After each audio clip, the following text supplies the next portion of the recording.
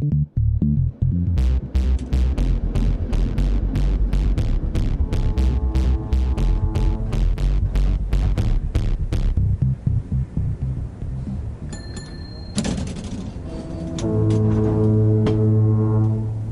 you for listening to When Everything Cracks, a memoir of old San Francisco and the mental health system of yore.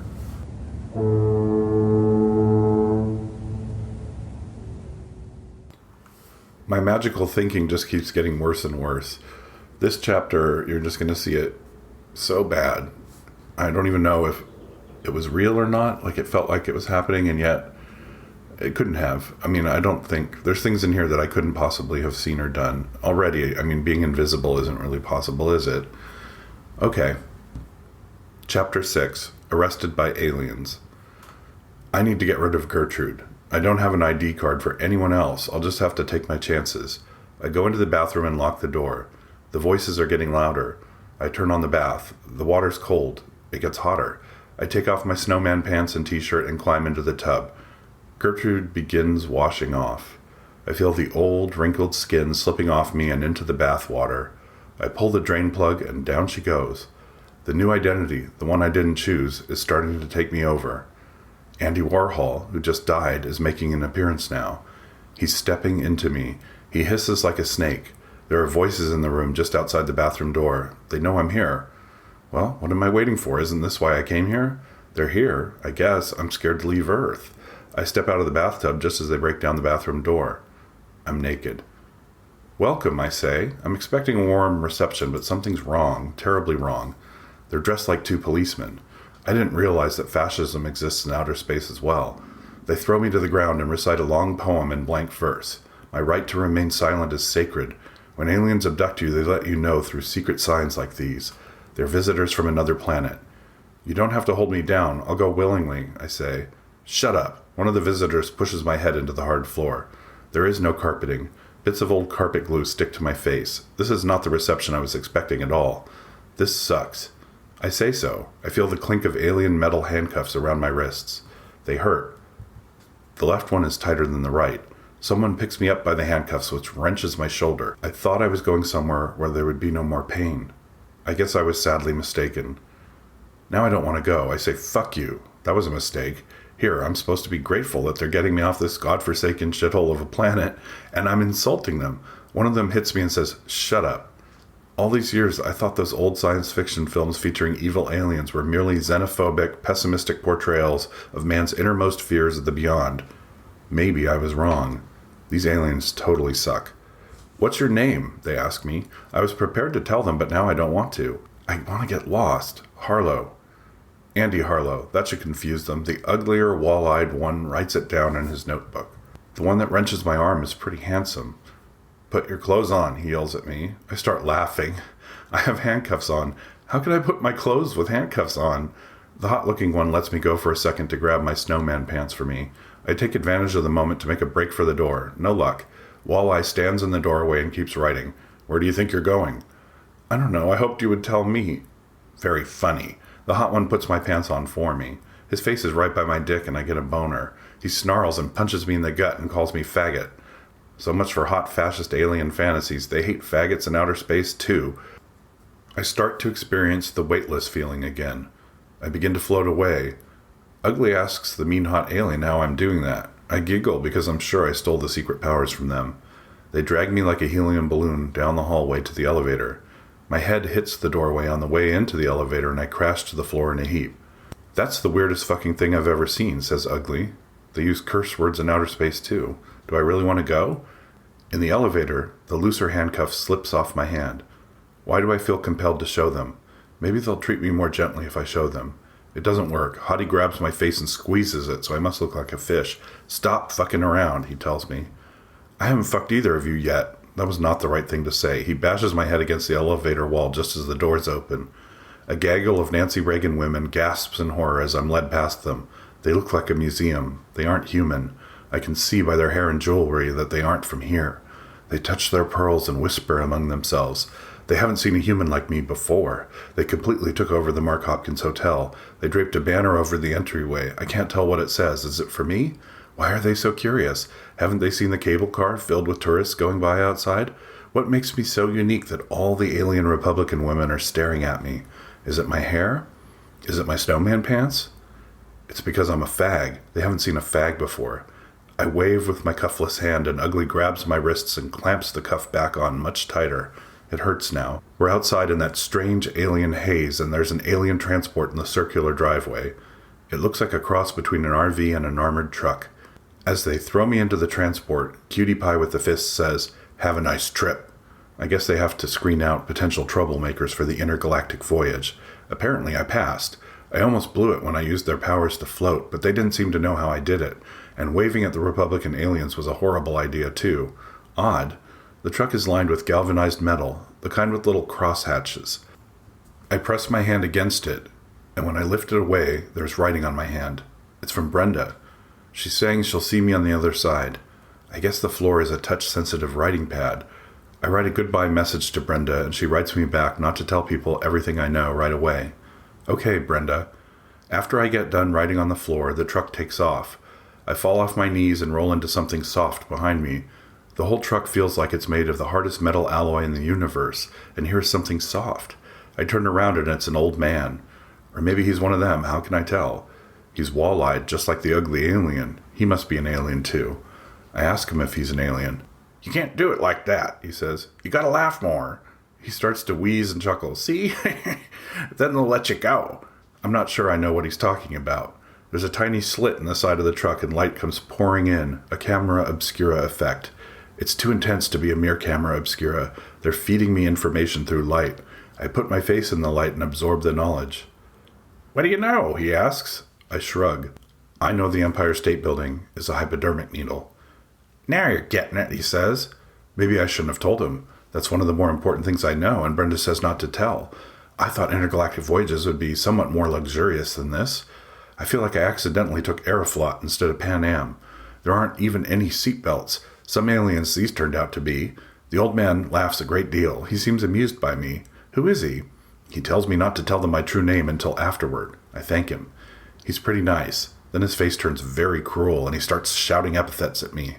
He calls me a cranny coon meister. What is he saying? I'll bet he's doing it as a rehearsal for his reception speech on the new planet. Judging by the general disposition of the aliens I met so far, he's being pretty polite. They must be Klingon. That's the only explanation I can think of. I ask him if that's true, and he calls me a cocksucker freak. Jesus Christ, they have homophobes in all walks of life, but why are they transporting them to the new planet? How unevolved. This is going to be one long trip. But I spoke too soon. The voyage is so short, it's already over. I think I absorbed all the knowledge in the light, the in-flight movie, if you will. I don't feel like I know much more than before, except that intergalactic travel is uncomfortable. The transport is in a holding bay. The door clangs open, and Ugly grabs me gruffly. He pushes me out of the truck. "Harlow!" he shouts at me. I'm glad he doesn't know who I really am. Am I glad? I'm light years from home now. Mistaken identity. I told them a lie. I have a bad feeling. What if my real self was the key to acceptance on the new planet? But who am I? I thought I was Andy Warhol when they got me. But now I'm starting to feel like Duncan again. I don't know who I am anymore. That's what the light in the spacecraft was doing. It was erasing my old self. It occurs to me that maybe I didn't get abducted. Maybe I died. Maybe this is heaven. It doesn't look very nice. The walls are grimy yellow and there are fluorescent lights everywhere. It must be purgatory.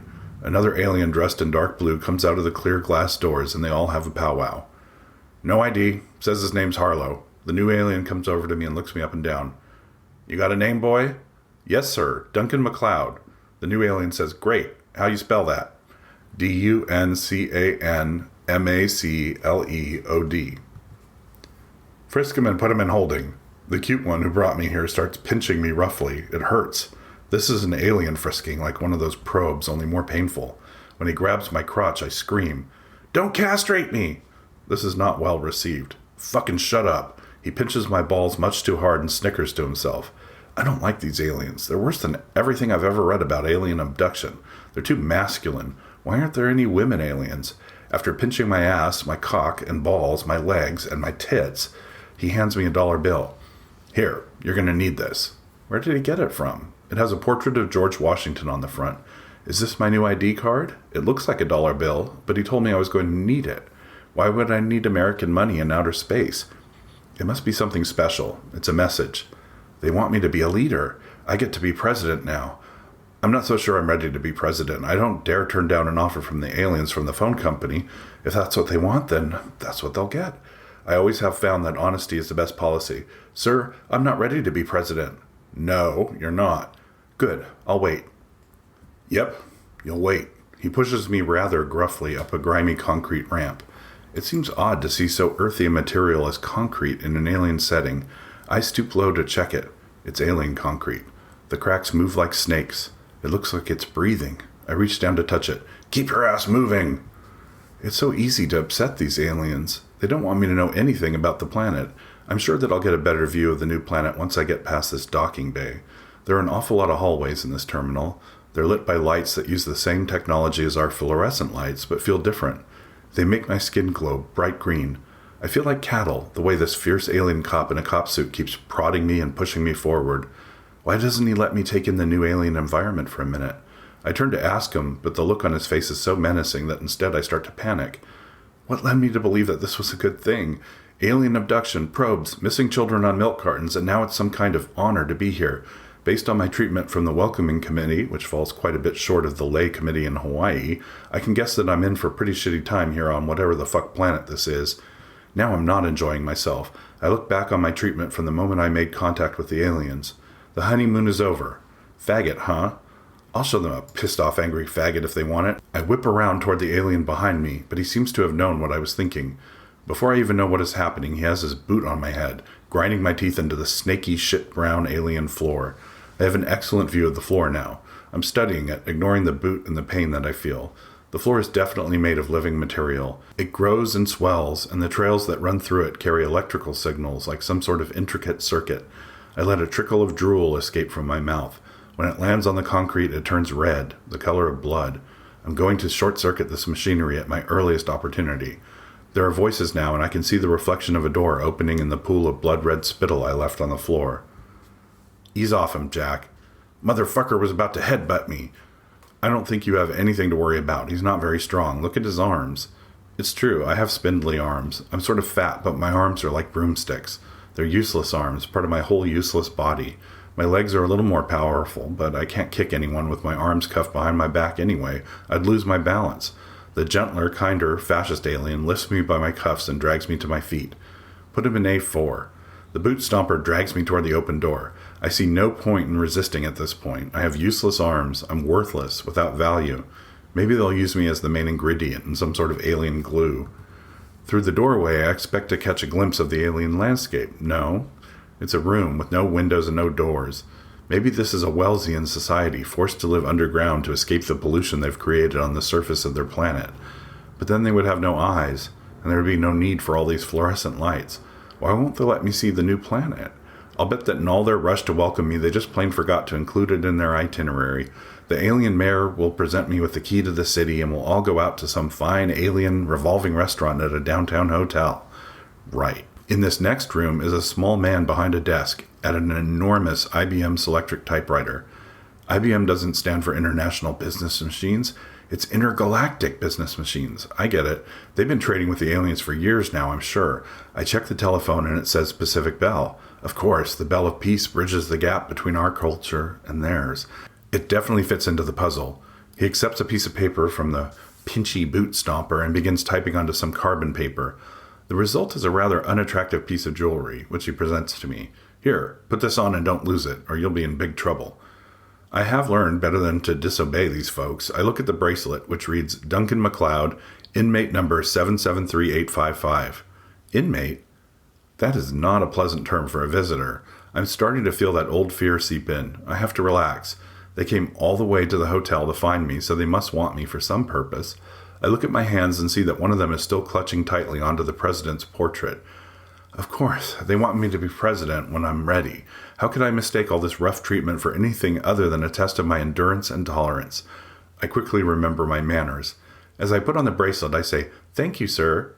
"You're welcome." He smiles at me through his glasses, which reflect the fluorescent lights.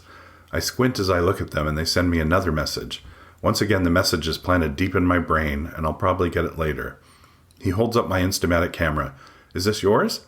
I'm somewhat bewildered, unsure how he got it. Maybe the first aliens picked it up in the hotel. I nod yes, and he puts it into a manila envelope. Sign here. He hands me a blue pen, and I sign along a thick black line right below where the flap meets the paper. I hope I didn't do anything stupid just then. Lord knows what they'll figure out to do with my signature. I turn to leave, and the cockpincher grabs me very tightly by the arm. I pull out my old prep school charm again. Excuse me, sir, but you're hurting me. The magic words. He relaxes his grip enough to let blood circulate. I can control them through manners. Please escort me to the hotel. I'm afraid this is my first time here. This causes both the pincher and the typist to start laughing. Things are starting to look up. I laugh along with them in a reserved lockjaw laugh. Ha ha ha. That seems even funnier once I'm doing it.